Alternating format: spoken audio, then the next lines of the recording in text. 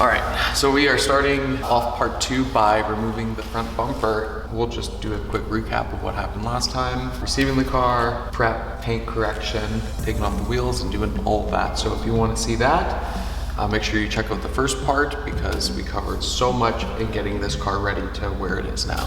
Now we're going to start pulling it apart.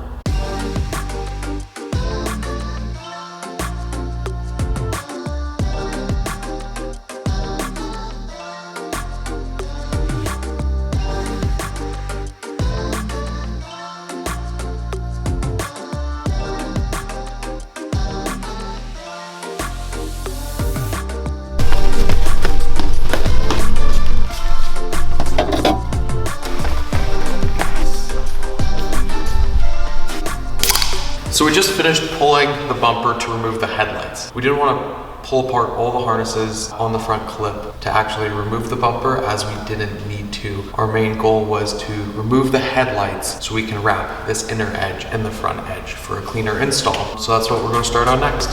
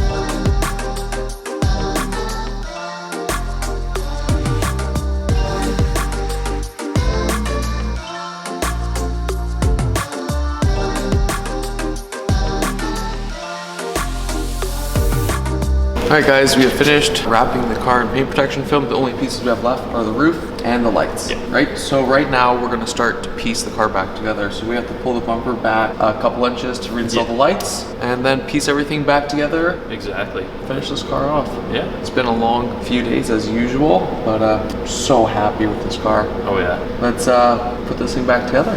Yeah. Let's go.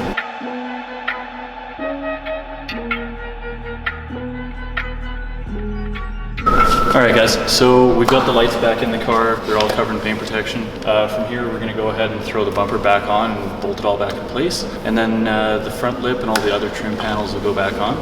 From there, wheels go back on and we're getting pretty close to putting her back on the ground.